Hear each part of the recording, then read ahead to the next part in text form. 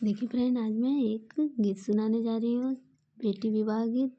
मेरा चैनल का नाम है मगही गीत, तो आप सुनिए मगही में। केला गौरा कटला जी पापा बगैचवा कैला पापा सुन, बगैचवा कैला पापा सुन, बेटिया बियाला जी पापा महलिया कैला पापा सुन, महलिया कैला पापा सुन, रोजे रोजे गो सुहला पापा जी, बेटिया जिया के जंजाल, रोजे रोजे गो सुहला पापा जी, बेटिया जिया के जंजाल, चुटकी सिंदूरावा जी पापा, बेटिया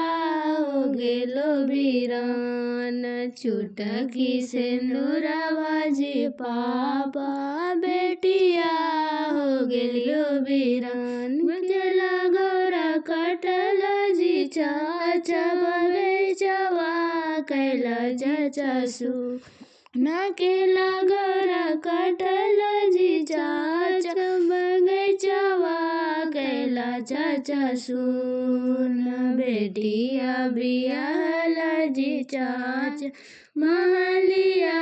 कैला चाचा सुन, रोजे रोजे गो सोहल चाचा जी, बेटिया जिया के जंजा, रोजे रोजे गो सोहल चाचा जी, बेटिया